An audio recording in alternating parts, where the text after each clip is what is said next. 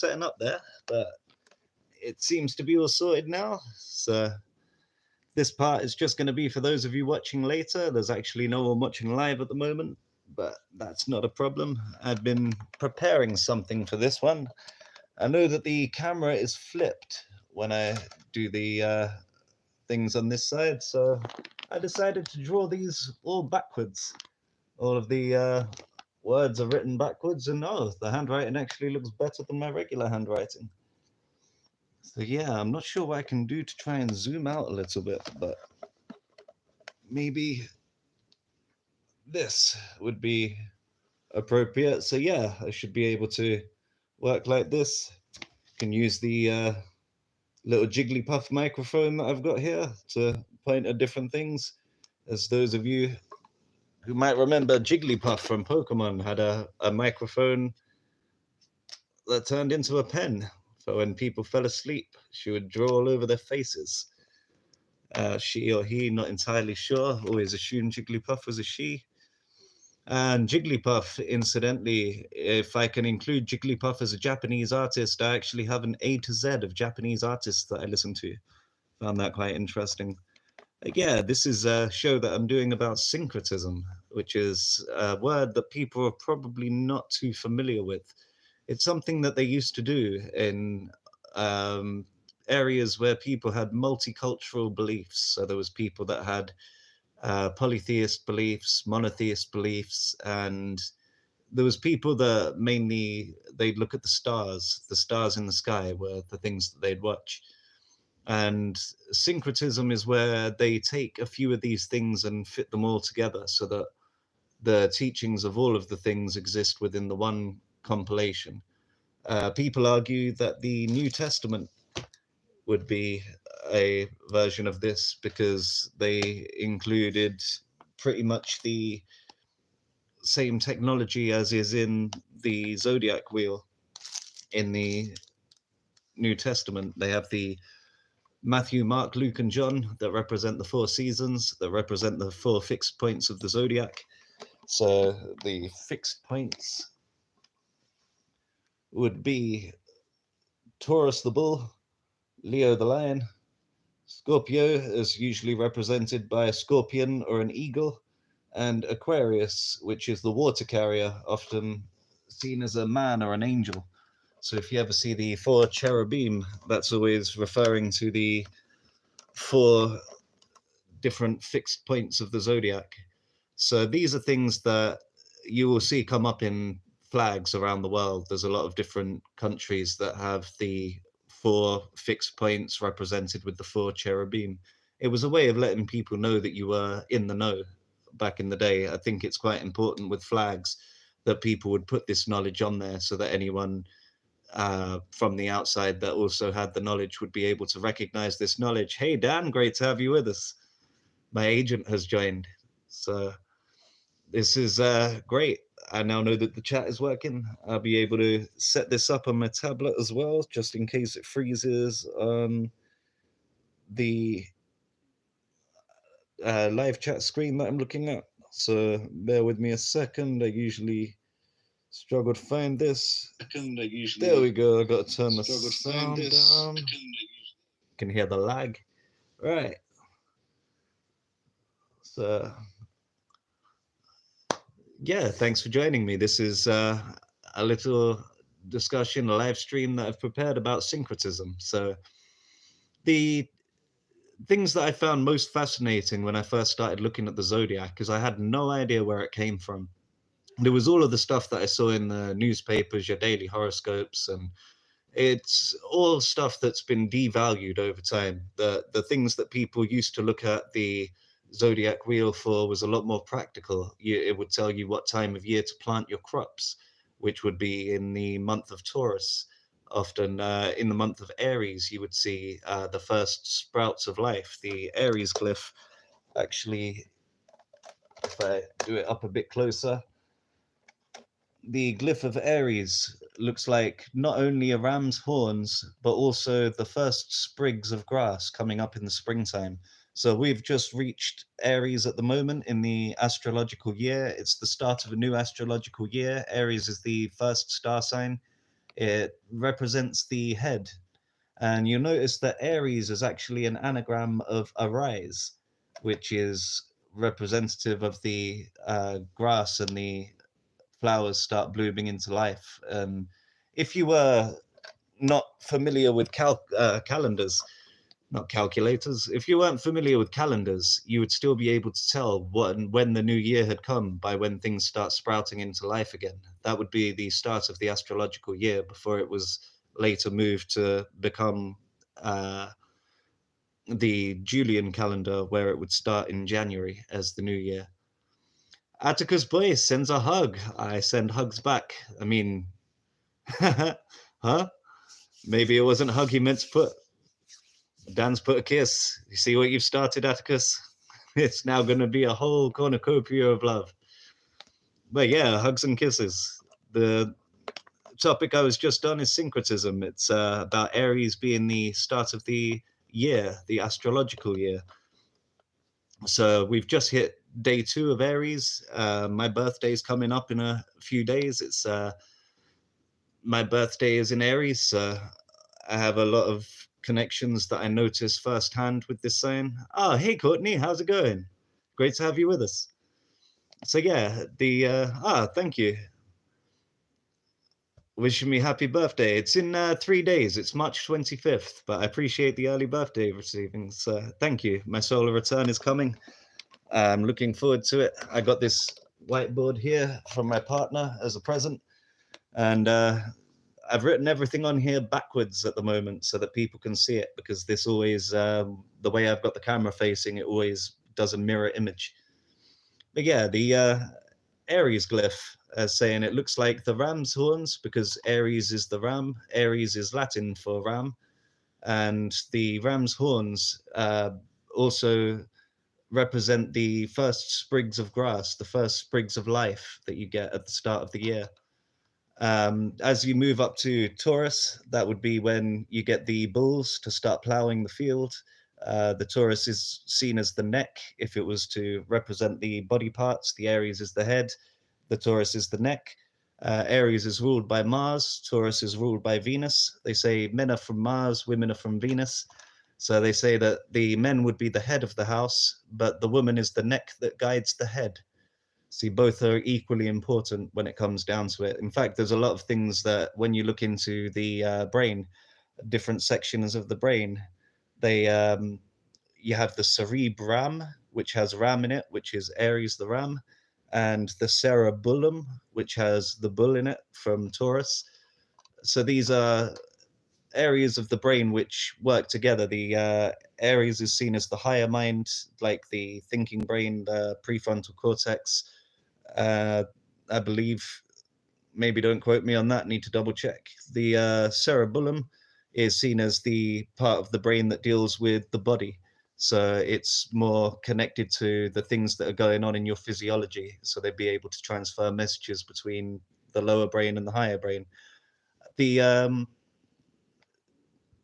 Taurus being ruled by Venus as well. The woman is often referred to as the body. If you would look at them as the first 2 letters of the alphabet, you've got A and B.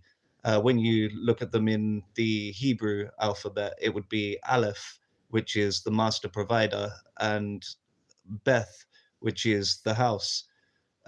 Beit is house in Hebrew. I think Beit is also house in Arabic.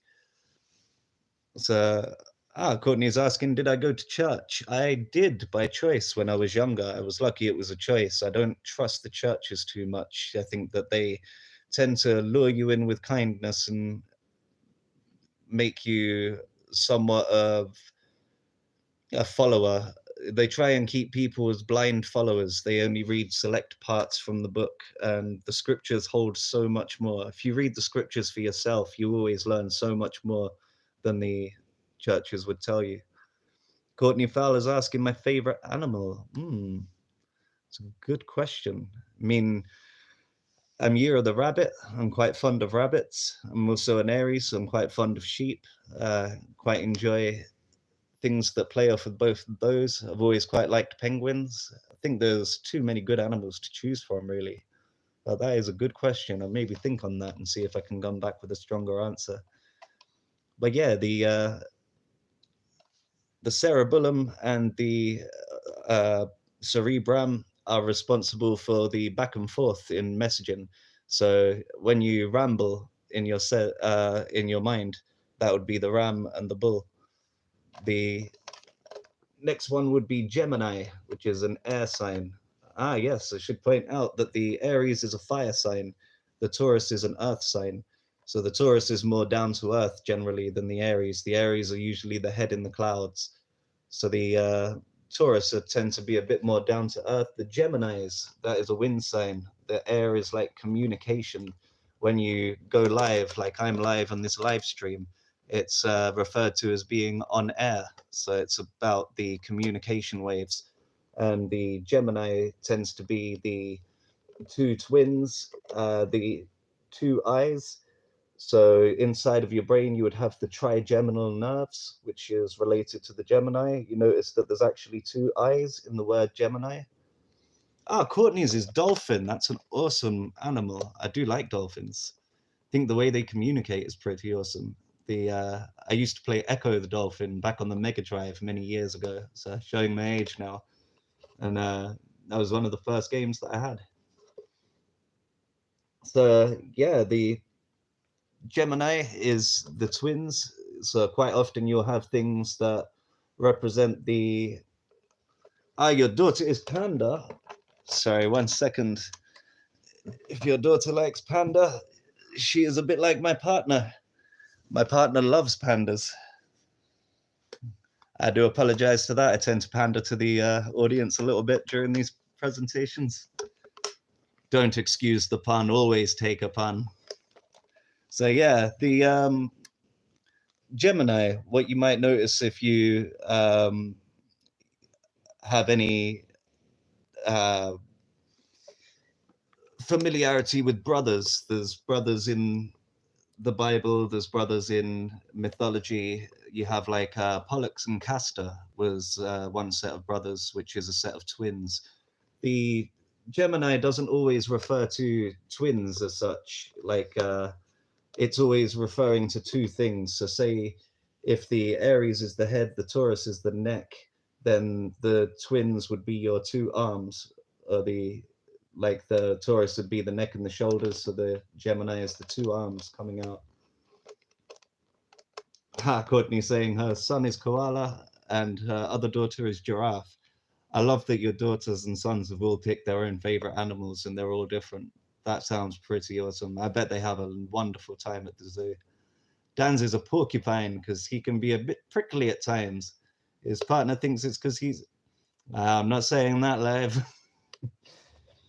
Yeah, I think we like turtle as well.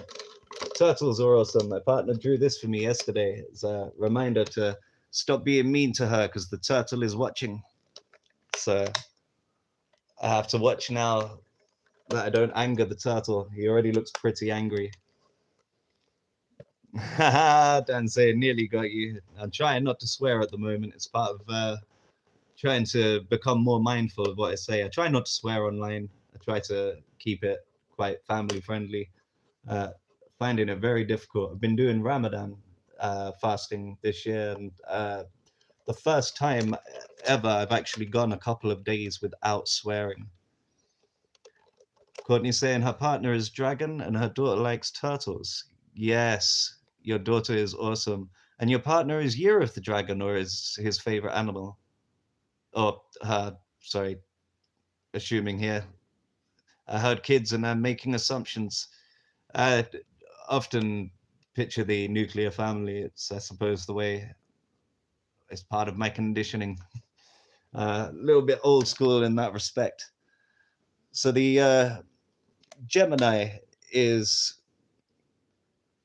referred to in a few films. If any of you seen the film Face Off, so you get in Face Off, you had Sean Archer, who is Sagittarius, the archer, which is the centaur with the bow and arrow, and you had Castor Troy, and Castor was one of the twins from Gemini. So a lot of the times in films, they'll have the opposites will be picked based on the star signs that they are referring to in symbology. So after Gemini, you get Cancer. So Cancer in the body would represent the breasts. Cancer represents the mother. Cancer is ruled by the moon, who is said to be the Earth's sister. Cancer is also referred to as Mother Earth sometimes. So you get Cancer with the opposite, Capricorn. You get Capricorn, which is ruled by Saturn, and you get Cancer, which is ruled by. Sorry, Courtney's saying sorry. I'm not sure what you're sorry about. You have no reason to apologize. Yeah, Capricorn and Cancer are two opposites. Courtney's saying my kids are naughty. Oh, well, they haven't done anything to upset me, so no reason to apologize to me.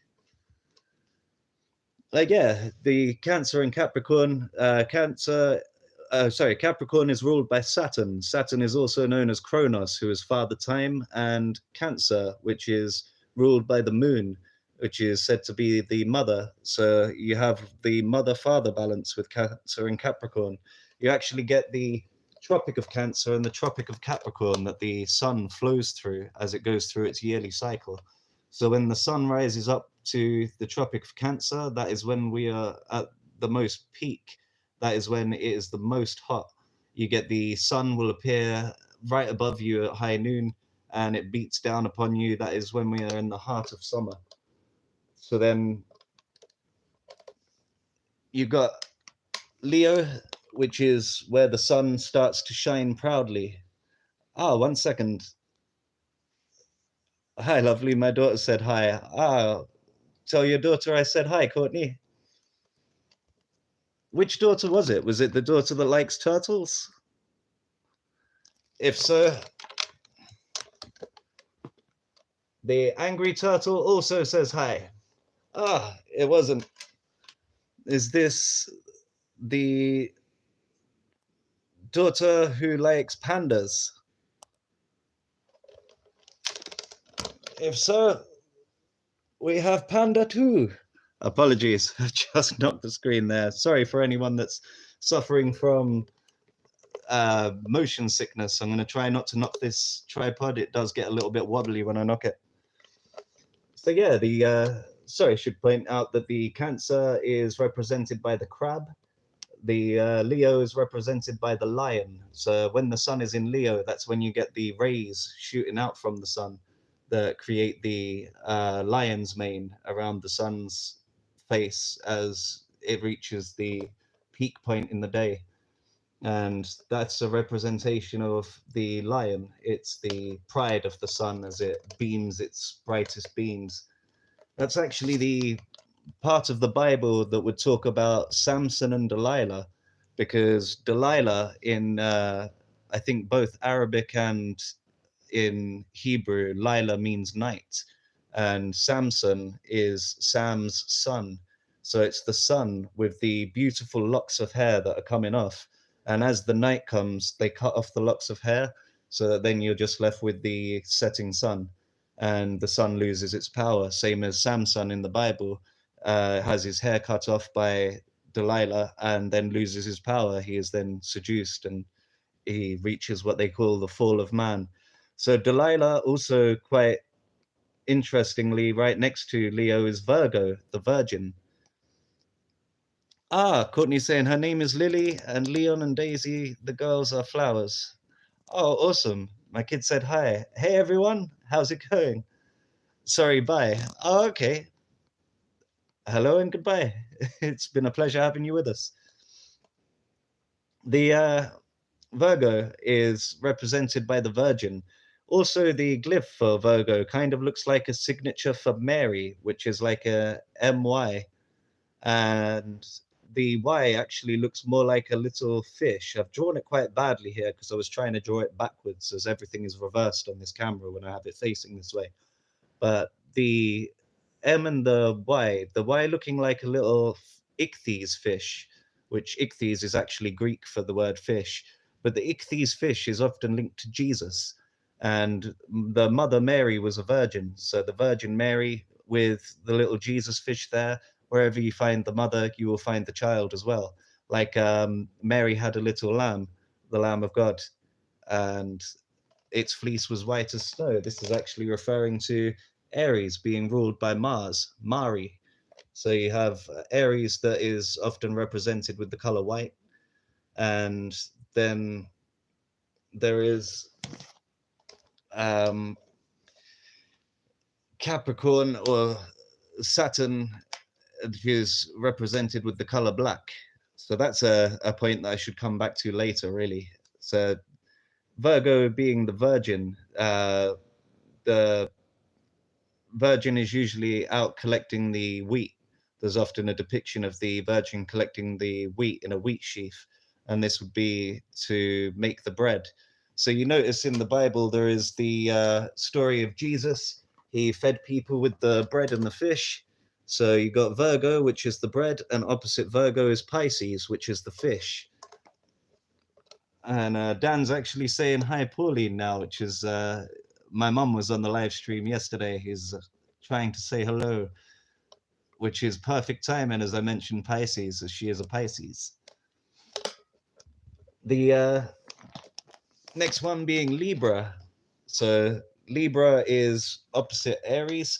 So as you go through the first 6, then you get a repetition of the next 6, which would be like the opposites of the 6 that we've just seen. So it's like a perfect symmetry. There's a lot of symmetry in the zodiac wheel. It's quite impressive the way that the wheel works, and it could take a lifetime of studying and deciphering the different things. You might recognize the Libra glyph as, I believe, on Nissan cars, as the Nissan, I think the month of Nisan would happen in Libra in the Jewish calendar. So I believe that that is for Nissan. If not, then I need to do better research. But the Libra is also ruled by Venus. So you would get the Aries ruled by Mars, the Libra ruled by Venus. The men are from Mars, women are from Venus kind of balance. Libra also, sort of, it's represented by the scales. So the glyph, it's kind of representing the 2 sides of the scales, but also it's representing the sun going down behind the horizon, because this is what they call the fall of man. This is where you reach what is known as autumn in England, in the UK. Oh, sorry, Dan was actually saying Pauline Fowler, because Courtney Fowler, I see. The Libra is representative of the sun setting. So this would be the start of the fall of man in terms of the astrological year. It's the what they call fall in America. So you get the clocks are about to go forward as we're approaching the 30th, I think, or the 31st, which is in Aries. Then when the clocks go back, it should be in Libra, which should be in September. And the general way of remembering which way round it is spring forward, fall back. So the clocks will be going back an hour in daylight savings time at this point. So underneath the scales also, I believe, is when Judgment Day is. So the Yom Kippur would occur during Libra. I believe that's when a lot of people that were following the astrological cycle, the zodiac wheel, would be looking at their farm produce, and they'd be looking at the farm animals and deciding which ones get to live and which ones get to die based on the uh, conditions, like if they had any illness or anything, because it's about to hit the autumn and winter months, which makes it a lot harder to survive the period of time. And you get the Scorpio season. The Scorpio is representative of the scorpion, but also the eagle. You'll often see him depicted, especially with the 4 cherubim of the bull, the lion, the eagle, and the man. Scorpio is also representing in the Bible Judas, who betrayed Jesus. The Scorpio is known as the backstabber because the tail is how he does the attack. He attacks with the knife on the back. He gave Jesus the kiss of death. which was when he walked up and kissed Jesus so that the Roman guards would know who to arrest. And the fee was 30 pieces of silver. So the scorpion, when it stings you, it leaves what looks like lips on the skin where the tail is punctured through the skin, and is known as the kiss of death because quite often, if you weren't able to get immediate medical attention, the scorpion sting could kill you.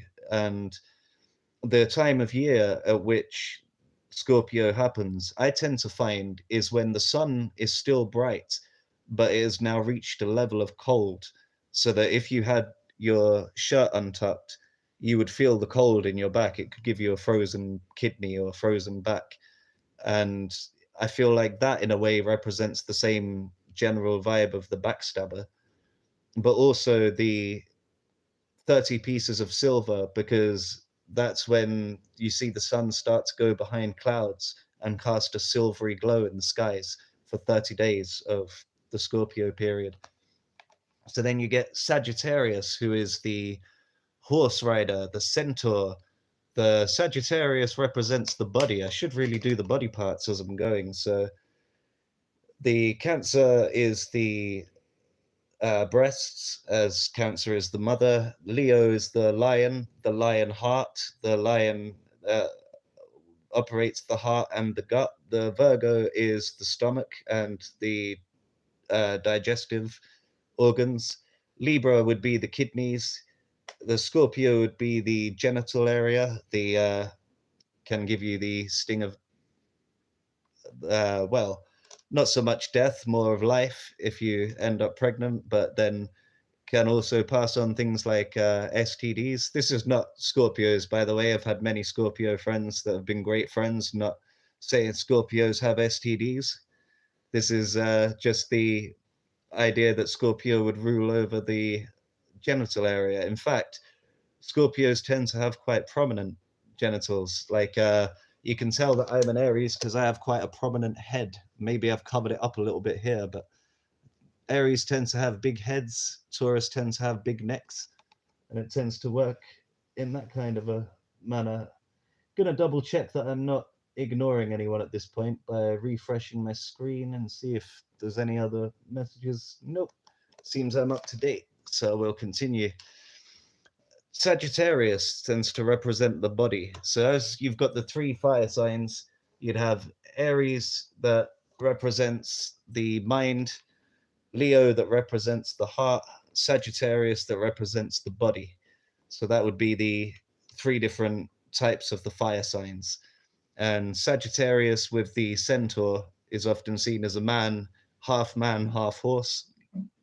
The centaur is said to be so good at riding the horse, which is said to be the body. So this is um, you have such a good unity with the body. You're such good harmony with the body that you can't really tell where the man ends and the horse begins. This would be such a skilled horse rider that you can't really tell where the man ends and the horse begins. It's like they're one in harmony. So the Capricorn, the Capricorn is the goat. The Capri means goat, corn means horn. It's the goat horn. You see the glyph is a bit weird. It tends to be displayed as a goat turning into a fish. So the goat is the wayward one. The goat is the one that tends to go his own way.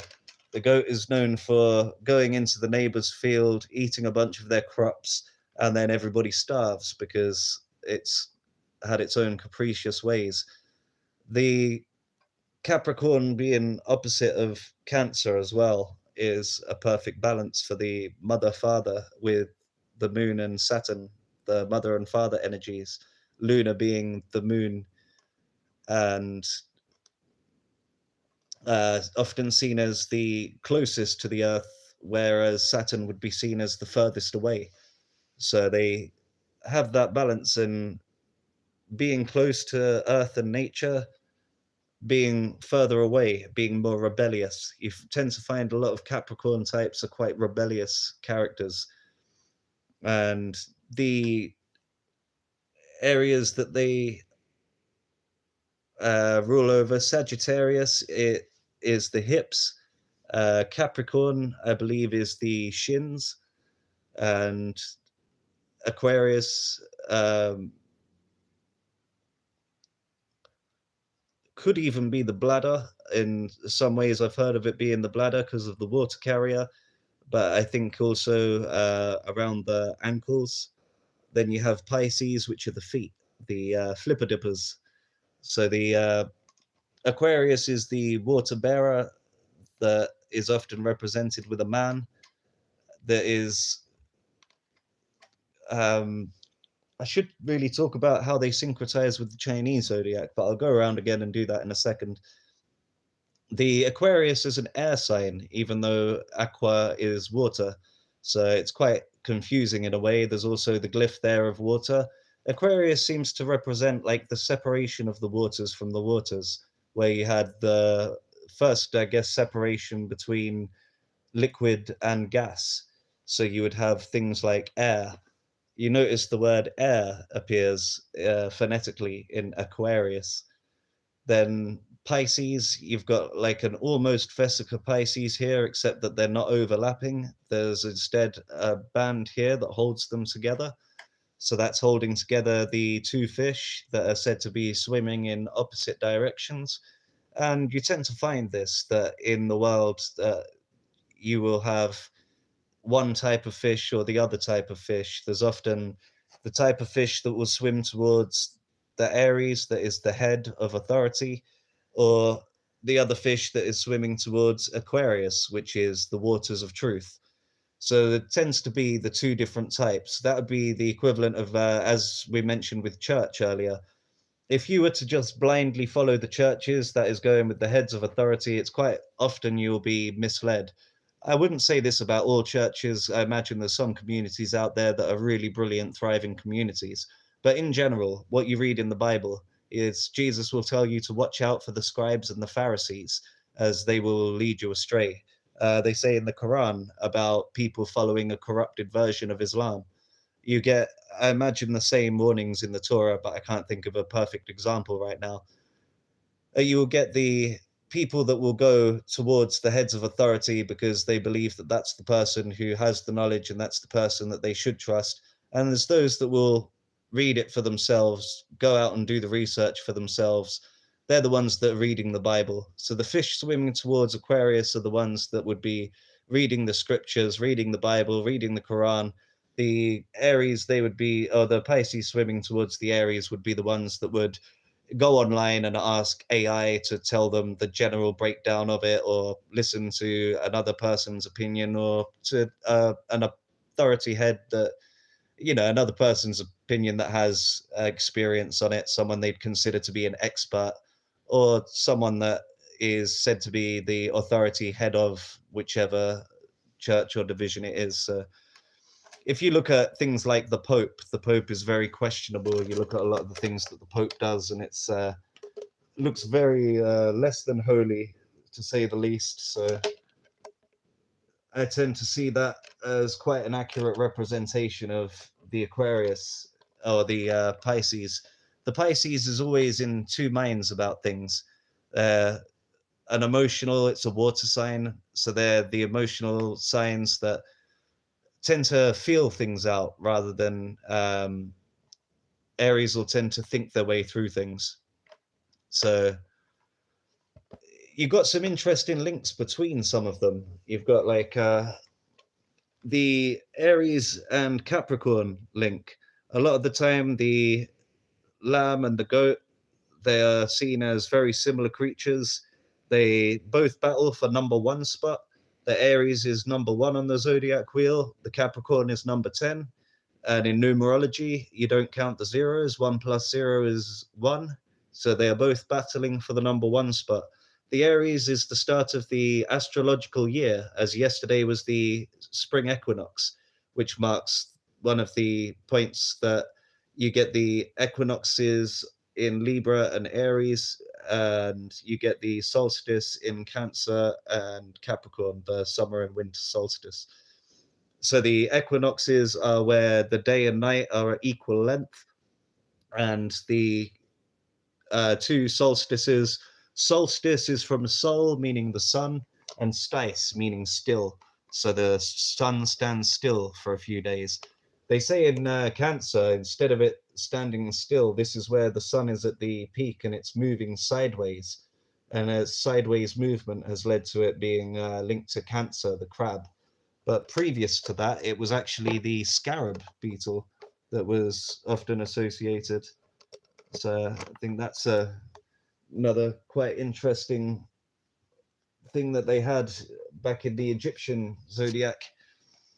So the Capricorns and the Aries tend to always be battling for number one spot. I've seen that when I've had bosses in previous jobs that I've worked in that were clearly Capricorns, and the one that I knew for a fact was a Capricorn. I even said before we had the massive argument that stopped us working together that we were destined to be arguing constantly. It's I think also the Capricorn is an earth sign. The Capricorns are more down to earth, and the Aries are more head in the clouds. So it's two opposing views that tend to cause a bit of conflict at times. So the syncretism would be if I were to tell you that the Chinese zodiac and the Western zodiac both have a lot of connections that would imply that they could overlap each other, that they could syncretize together. So if I start with the first of the easily identifiable of the Chinese zodiac. So you got Libra, the dragon. So the dragon has scales, Libra has scales. Then you have Year of the Snake, Year of the Scorpion, Year of the Snake or the star sign of Scorpio. So they fit the same kind of backstabby kind of theme. You've got we're in Year of the Snake now, and the snake is seen as the one that was convinced Eve to eat the apple and caused Eve to get Adam to eat the apple too, and the both of them fell. I think this is more to do with as you have Libra ruled by Venus, that would be Eve Venus, and next to Scorpio, which is reminiscent of the snake, that is the snake that whispered and caused her to fall. So then Sagittarius, year of the horse. Then Capricorn, year of the goat. That's very easy to recognize. You get then Aquarius and monkey, year of the monkey. So people are said to have evolved from monkeys. I don't think that we really did. I think that that's more of a thing that becomes folklore and you hear about it. It's something that was a very popular theory in science. I'm not even sure if most scientists believe that nowadays, but you have Aquarius often in the cherubim represented by a man. So for the man to be the monkey, that is another interesting link, especially if you look at the Monkey King in Chinese mythology or the Chinese pantheon. No, it would be from mythology. It was from the book, The Journey to the West. The Journey to the West, incidentally, again, about the sun. The sun goes to die in the West, and the sun is the representation of the Monkey King as well. Often heroes in the story will be a representation of the sun. Even Horus in Egyptian times, which is very close to heroes. You've got the sun, where the sun is along the horizon. That's the Horus, whereas Horus on. So you've got Pisces and Rooster. It's not as obvious why these ones would be linked, but the time of morning at which Pisces would represent, which is just before dawn, that would represent the time at which the rooster crows. So it fits in with the placement on the zodiac wheel. Then you'd have Year of the Sheep, and fits in with the Aries. It's not, is it? It's not Year of the Sheep. Year of the Sheep and Year of the Goat are the same thing. I apologize, just got that one wrong. It's Year of the Dog that is Aries. So the Aries is the sheep, and the dogs would also be representative of the wolves. If you hear of a wolf in sheep's clothing, that is quite an interesting link then between the sheep and the dog. You also get the shepherds would have a sheepdog, would often help them to round up the sheep. The Taurus would then be the year of the pig, which they have a similar representation in terms of the being able to carry you through. The Taurus were often the bulls were often used for meat in the same way the animals like the pig were used. You'd often see people with a piggy bank. The symbology for the piggy bank is before it was about putting money in a pig shaped jar. It was people would feed the pig with all of the leftover foods and all of the leftover scraps so that the pig would get fed up and become quite fat so that then it would carry you through times of which you would want to you'd be low on money and need to call one of the animals to have some meals. So it would be the pig that gets eaten at those times, as long as you made sure you fed the pig throughout the years, like throughout the year, putting money in the piggy bank, you would then have something when the winter hits and your choices are meat or death, as it was for a lot of people. I do believe personally, I don't eat meat myself. I do believe that the best form of eating really is through having fruits, but I can understand that not everyone would just want to eat nothing but fruit all day. And especially in times in which these things were in place, people weren't able to sustain themselves in such a way as we can do now.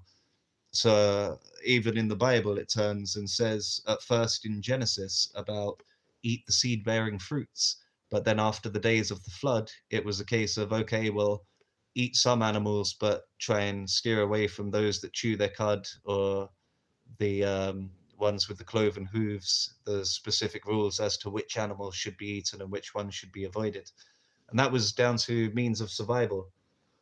So I do think that our bodies are amazing. We can survive even eating human meat if we have to. If you hear some of the crazy stories of people getting lost in the mountains, I wouldn't advise it, but your body is capable of doing this. When I fast, my body enters a state called autophagy, where it starts to break down and process any of the things that are like warped and like damaged parts of my body. So, like maybe malignant tumors or something like that, that could later on become a problem. They get broken down and processed and reintroduced to the body as a source of fuel. SM says hi. Hey, SM, how's it going? Great to have you with us. So, yeah, just talking about the zodiac wheel being syncretized to the Western zodiac at the moment. So, you've got the 12 different signs of the zodiac, which is the 12 different states of the sun throughout the year, the 12 different constellations that would be behind the sun at the time.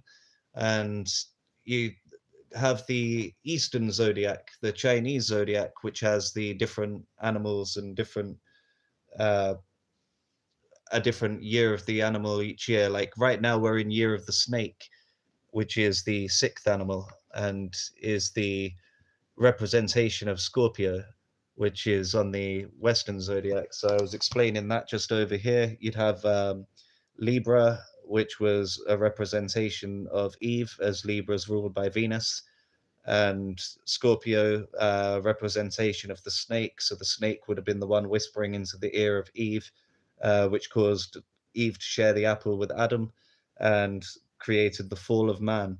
So the fall of man being, as we reach these months, it becomes autumn, which is known as fall in America. So yeah, I've got where am I up to? I think Gemini, which would be year of the rat. Uh, the rats are often used for scientific experiments, and the rats they've found some studies to do with SM's asking, am I from America? I'm from the UK. Just have a bit of a strange accent. People have asked me before, what state are you from? And I'm like, not sure how to answer that one. Like, uh, sad and sorry state, I suppose. It's no, in the US. What state are you from? I'm like, oh, wow. I didn't think you thought I was. I guess I've just been raised by television when I was watching a lot of American shows when I was younger. So I must have picked up a bit of twinge. I'm actually half Irish. So I've got a little bit of Irish on my mum's side that comes through sometimes. SM saying he's from India. Namaste.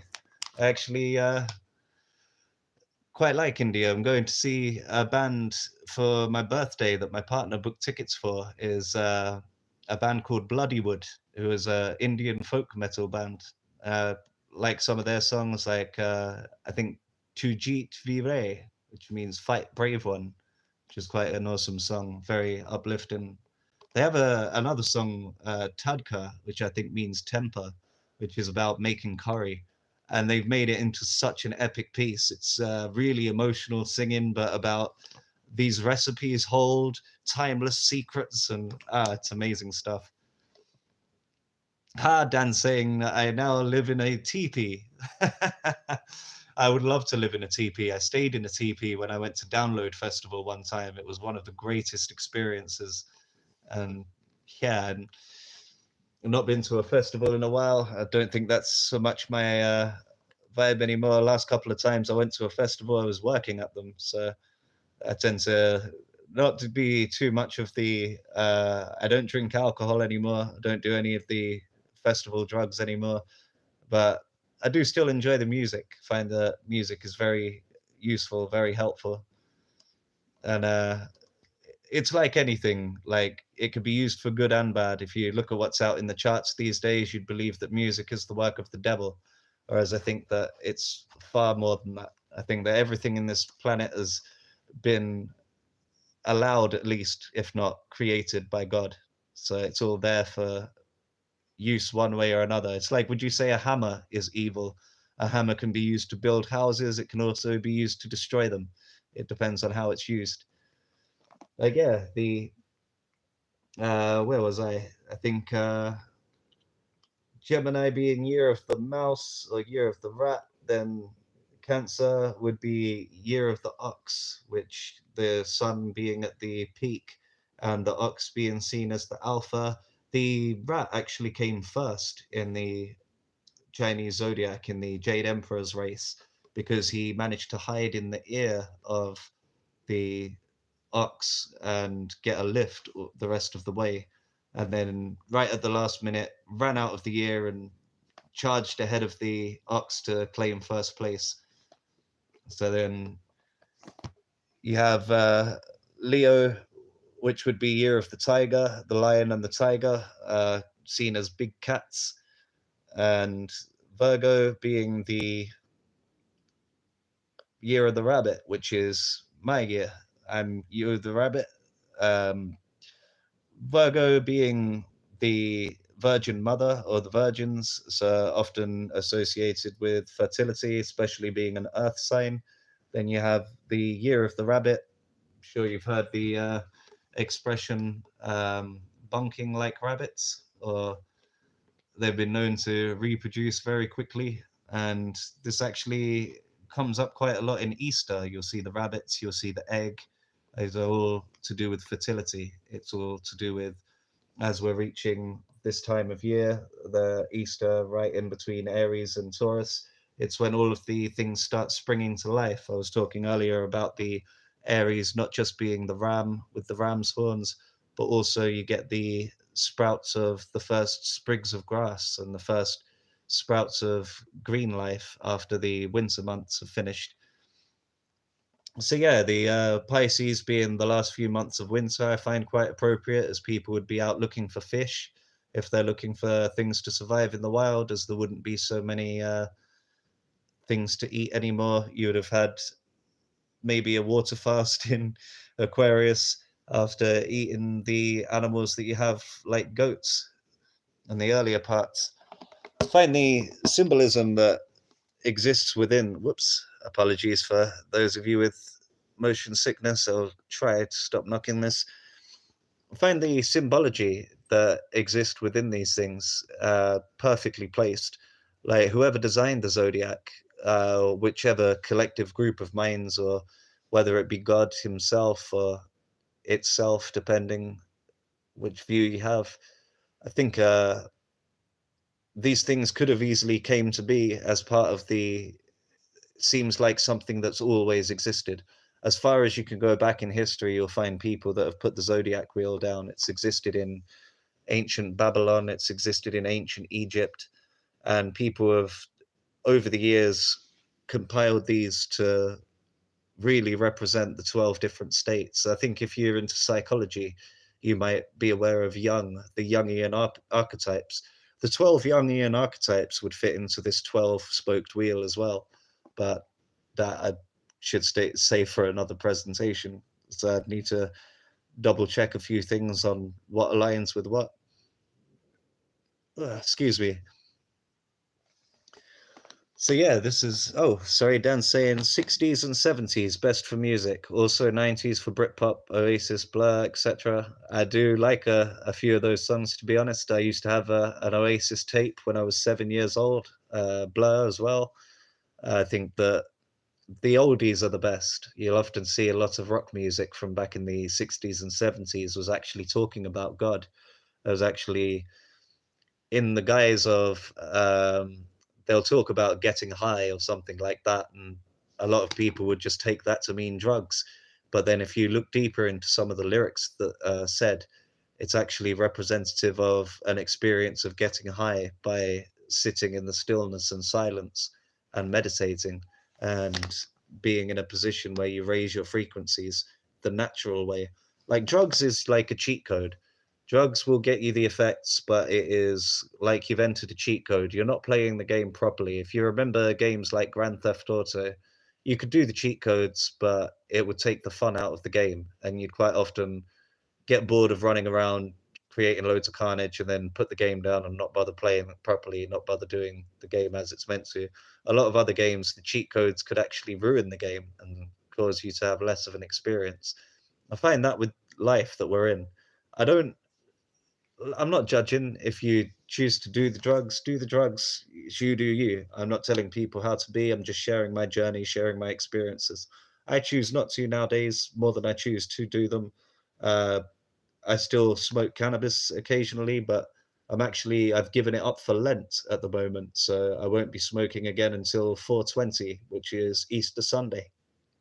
As Easter Sunday is the uh, Sunday is seen in Christianity as if you were fasting on for Lent, whatever you were given up, you now have back, because rejoice, for the Lord has risen. The Sunday was seen as the day that Jesus was resurrected.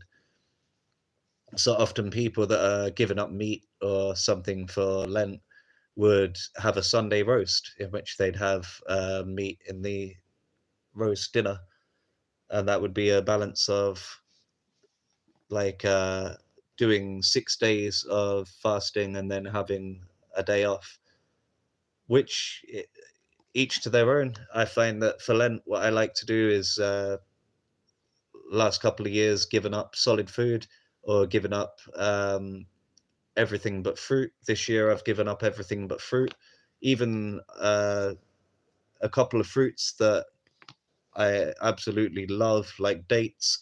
I'm limiting the amount of time that I spend eating these, because really the most beneficial fruit for you during a fast would be the juicy fruits, as well as I'm doing the sunrise to sunset fast, as well as we're in the month of Ramadan. And I quite like observing that tradition as well. I love fasting, any excuse to have a fast, really. So I go sunrise to sunset at the moment, dry fast, and then I have fruit and fruit juice in the evenings, which will get me hydrated and ready again for the next day. But that's not what this. That's not the topic of this live chat. I was talking about the syncretism. So when it comes to syncretizing, you've got a lot of things that are sort of placed into scriptures from this knowledge. as almost a way of preserving it, because you wouldn't know what you're looking at unless someone tells you, or unless you were the one that put it there. It's quite interesting. It's something I've seen in Indian temples as well. There was a very interesting video. I think it was Praveet Mohan, uh, or Moran.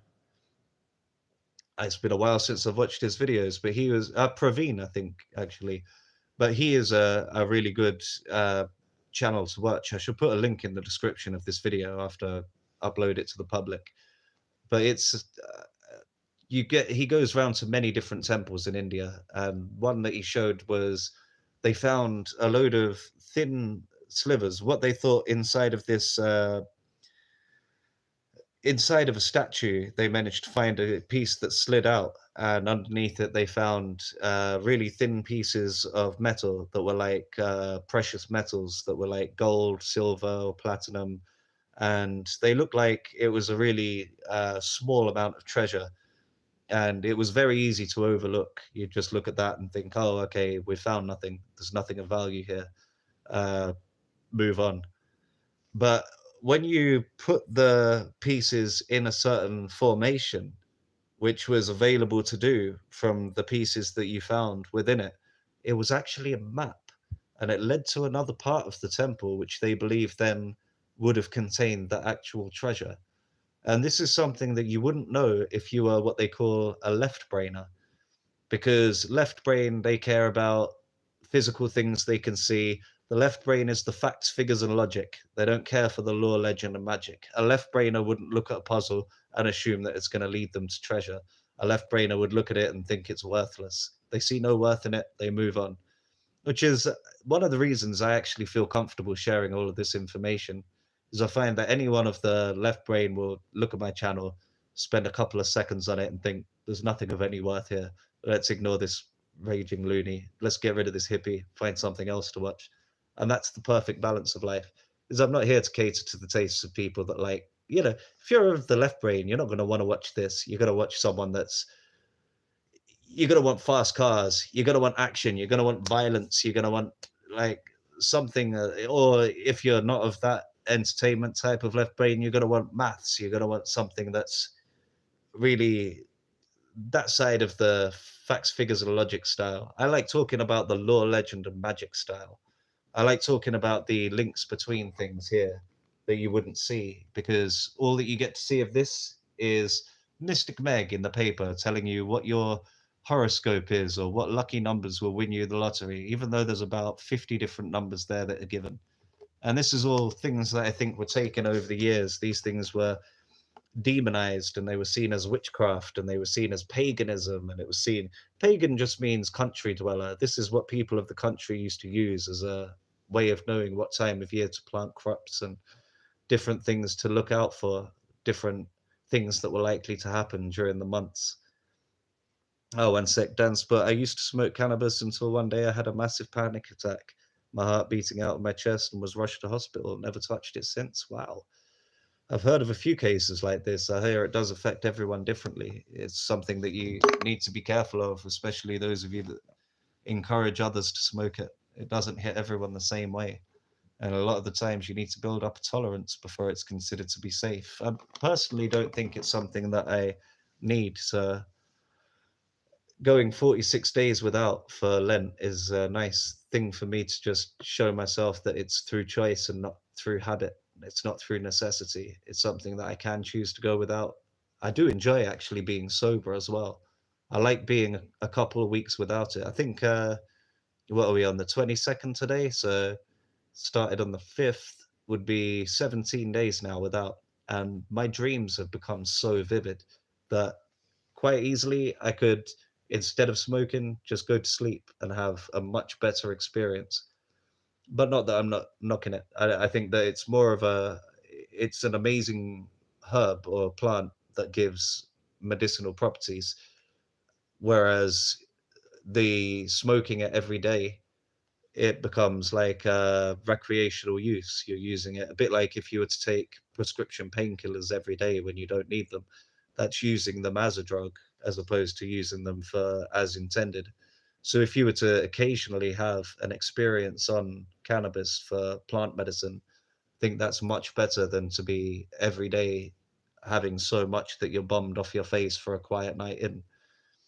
Not that I'm judging, I used to get bummed off of my face for quiet nights in for many years. Dan saying it just came from nowhere. I can imagine. Well, yeah, you said that you used to smoke and then one day it just hit you out of nowhere, which is interesting. It may have had an effect on your nervous system that it didn't previously have. So yeah, that is quite interesting for all of a sudden for it to change. I've seen people when they have it for the first time, it gives them heart palpitations and not a pleasant experience. But then it also each body is different. There's many different things going on in our physiology, so it's very difficult to tell. Like before trying something like this, which is why if you do choose to go out and do any kind of participating in drugs of any kind, to always be careful, to be wary of your health.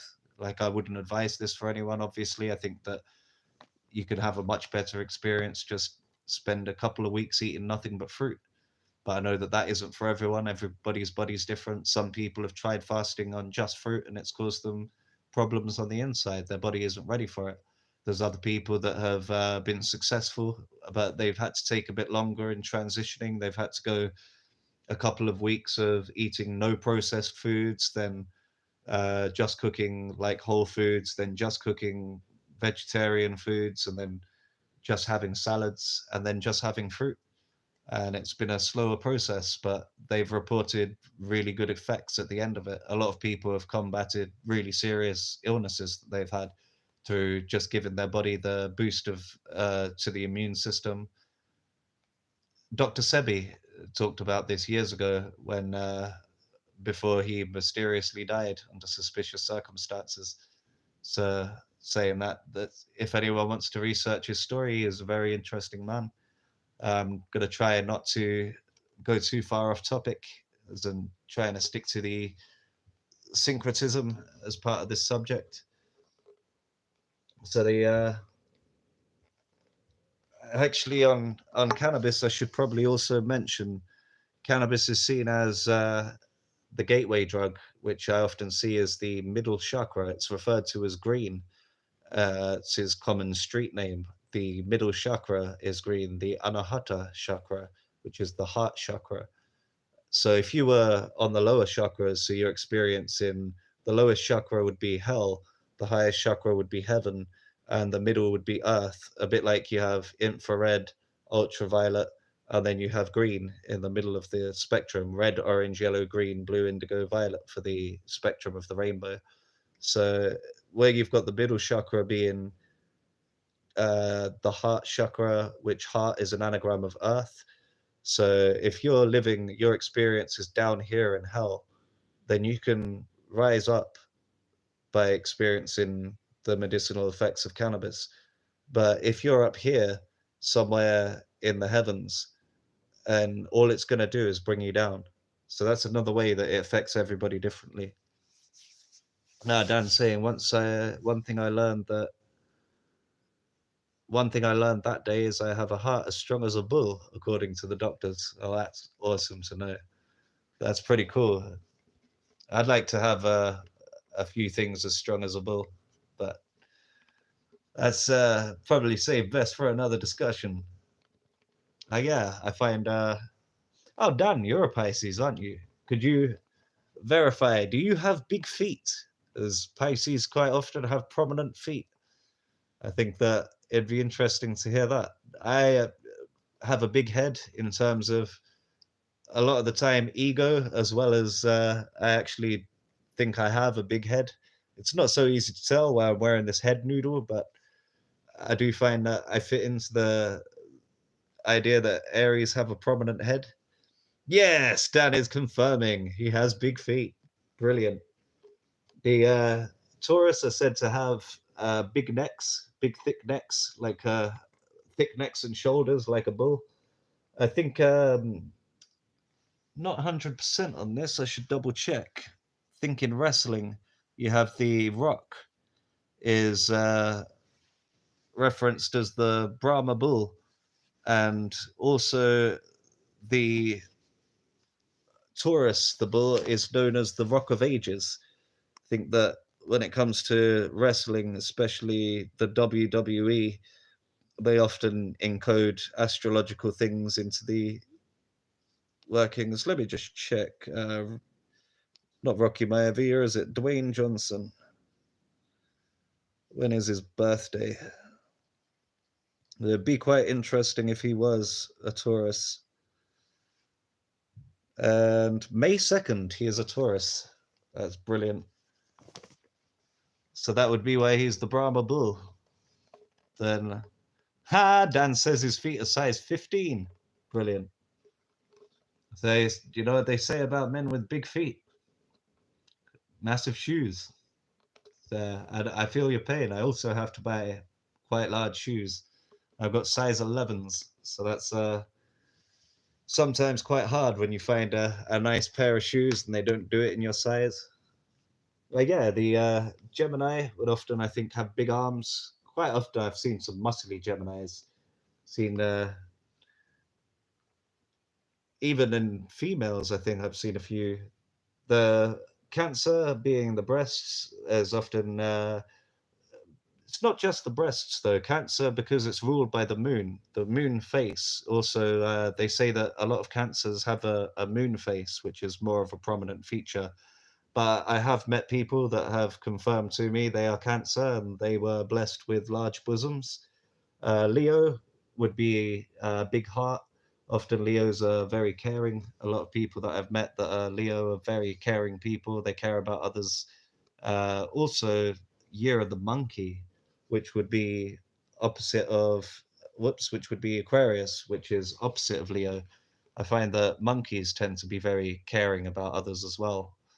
I thought of that because one of the guys I was thinking about, one of my old friends, Eggsy, was a Leo and also Year of the Monkey, and he was a very caring individual, a very lovable guy. The Virgos, you tend to have big bellies. I've had 3 Virgos that I used to work with. All 3 of them had big bellies. All 3 of them happen to be bald as well.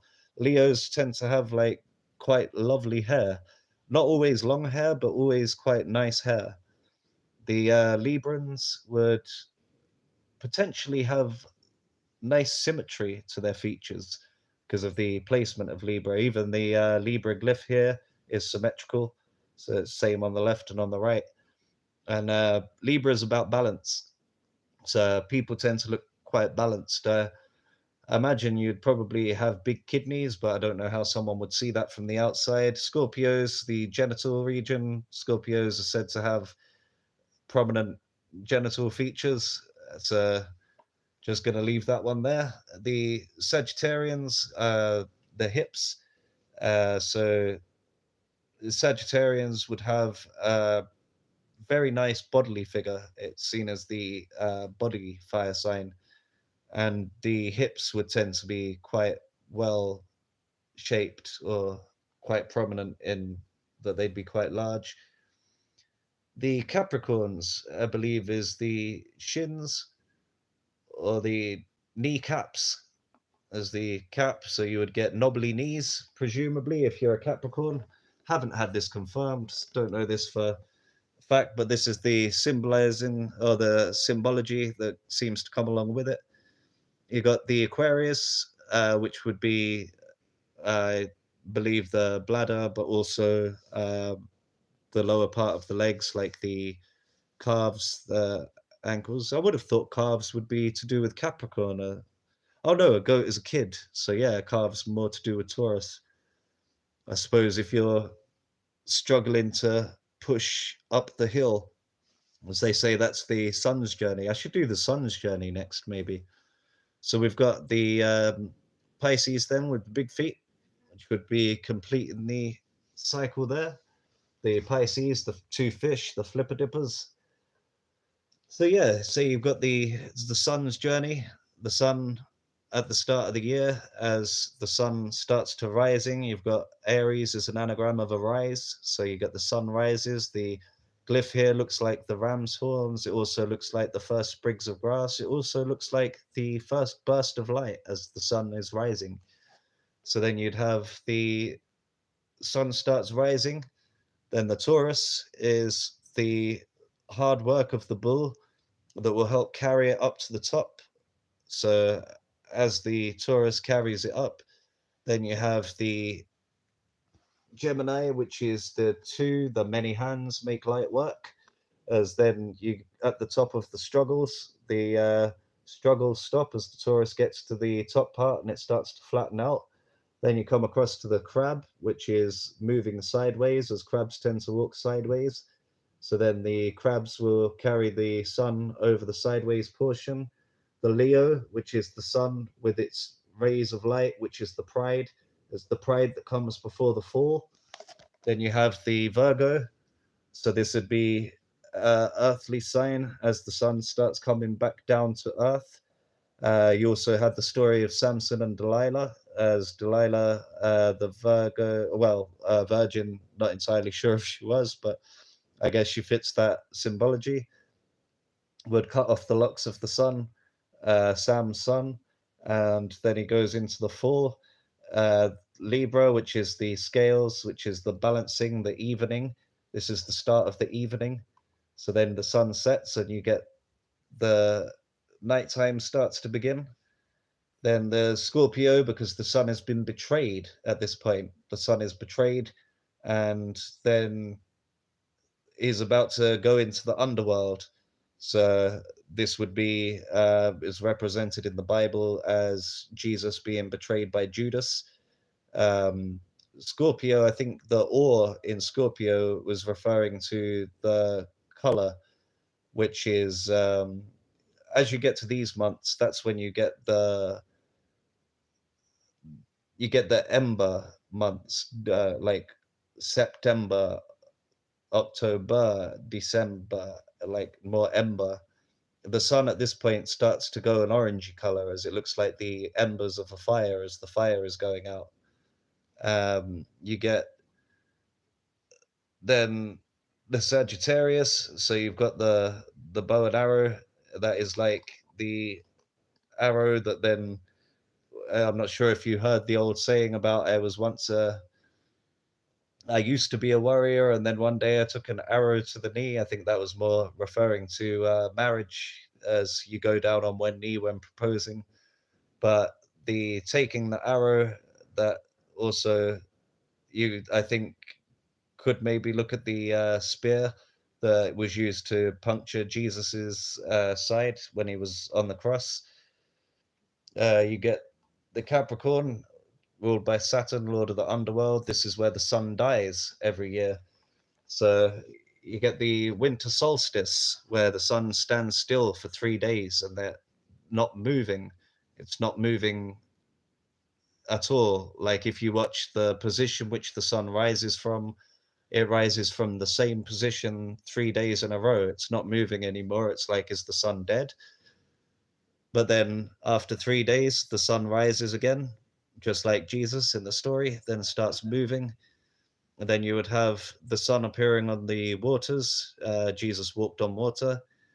The moving along, it creates that same kind of image of moving across something that is flat and level on the ground. Well, on the watery ground, I guess. Then the Capricorn being at the bottom as well, the goat is very good at climbing up the mountain. So Capricorns are very good at building themselves up from the ground. There's a couple of Capricorns that I've worked with.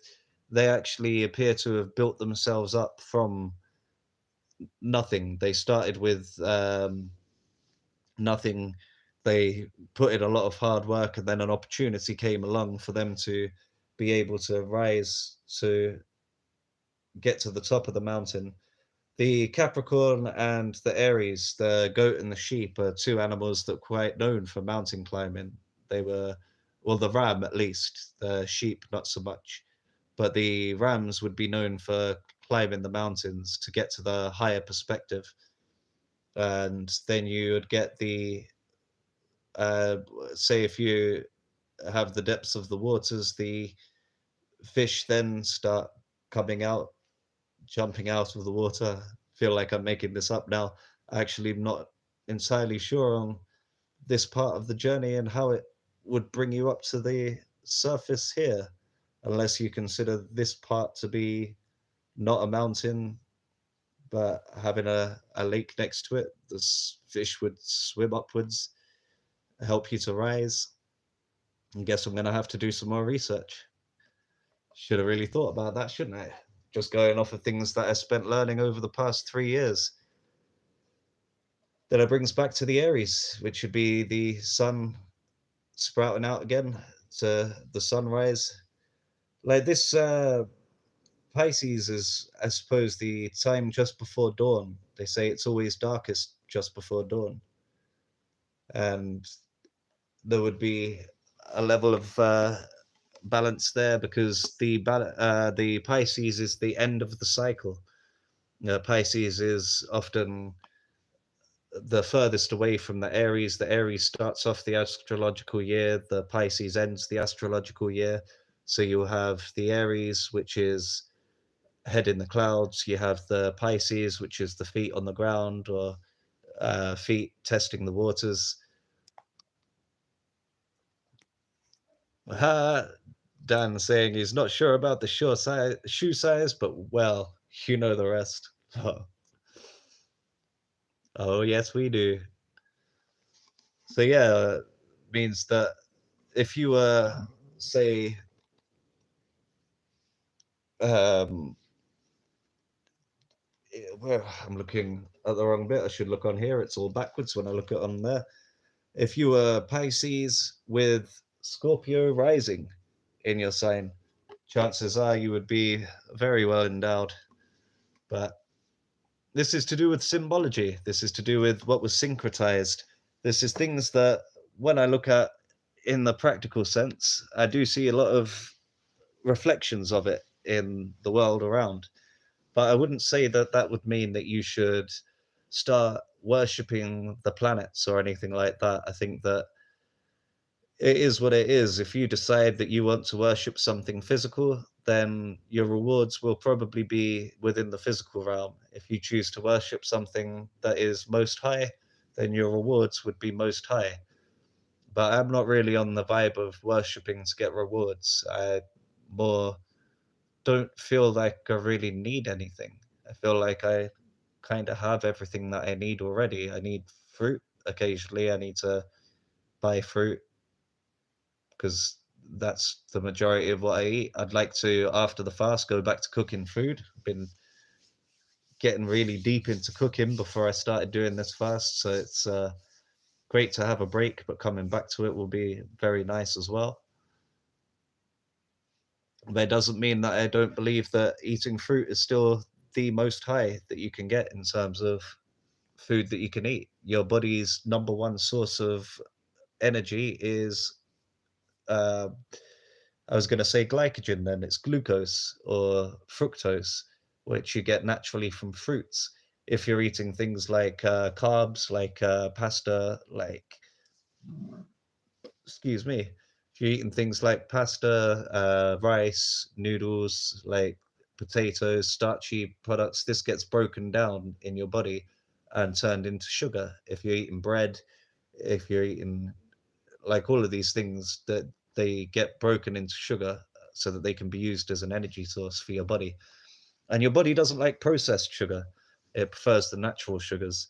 So if you're able to have fruit, it actually gives your body less work to do. And if your body's got less work to do, then it's able to go around and do all of the things that help you to clean out your body, get rid of things. So I'm doing this for Lent, which falls in around Aries every year. It starts in Pisces and it leads up to the equinox and the beginning of spring. So I see it as spring cleaning for the inside of my body, which I think is a good representation. I've also done it before during the Aquarius period where I've done a little fast. I've also Dan's got to leave. Speak soon. No problem, Dan. It's been great having you with us. And to be fair, I'll probably be ending this soon because I want to try and keep it on topic rather than steering too far away. So if there's anyone there that's watching that has any questions, you're more than welcome to ask questions. I'll do my best to answer them. Otherwise, I'm going to see if I can put together a Jerry Springer final thought for the presentation here. So yeah, the main takeaways is to approach with an open mind. This is information that has been with us for absolute years, absolute centuries. This is what the ancients would have used for technology. They would have had it encoded into something that was very simple to understand. So it's a very simple wheel, and it contains with it a nice amount of balance. So you've got the 3 fire signs that I've done in orange. You got the 3 earth signs that I done in purple because Saturn is linked with the color purple, and Saturn tends to rule over the earth sign there and have links to the others. There's the 3 air signs, which I've done as green, and the 3 water signs, which I've done as blue.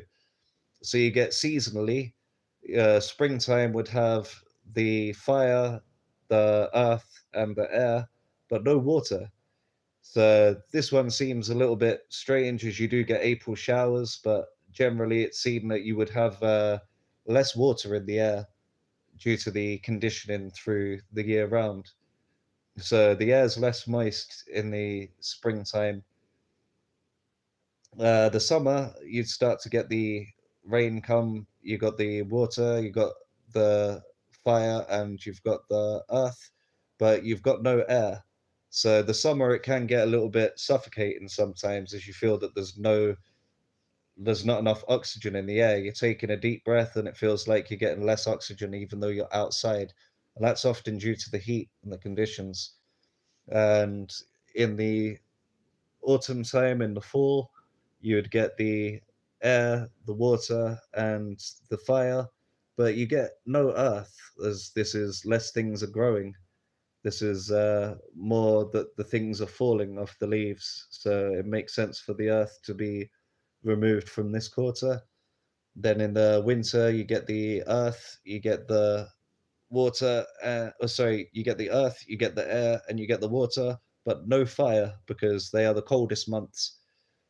So this is quite often as well. You'll see people that have syncretized this, like Santos Bonacci, who I got a lot of this information from, even down to using the whiteboard. I found very easy to use from seeing him do many presentations. It's very easy then to change things, to wipe things off.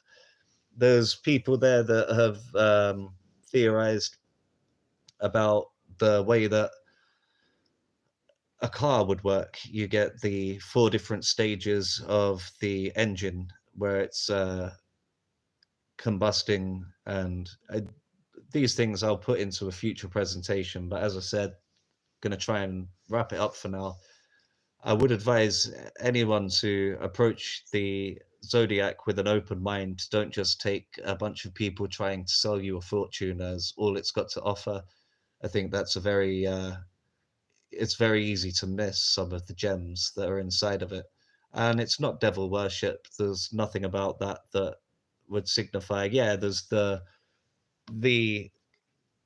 goat being the lord of the underworld, and you get the Baphomet and the as above so below statues and things like that. I think what we need to really look at is that there's good and bad in everything, and everything in creation was either made by or allowed by the Most High. So there is nothing really in the information itself. It's more how it's used that could be seen as good or bad, which would often be subjective. So, not sure if SM is still here, but as a guy that I listen to who's an Indian artist called Dala Mendi, one of his songs, Tunak Tunak Tun, has a line in it which is Dunia Yara Rang Abarangi Na Pedi Nadi Chungi, which means the world is a very colorful place. It's neither good nor bad. So, with that being my Jerry Springer's final thought, I'd like to thank you all for watching. Anyone new, you're welcome to subscribe and have a look at a future live stream. Otherwise, I've got a lot of videos that you might find interesting if you found this interesting. Otherwise, thanks for watching. Stay tuned for more.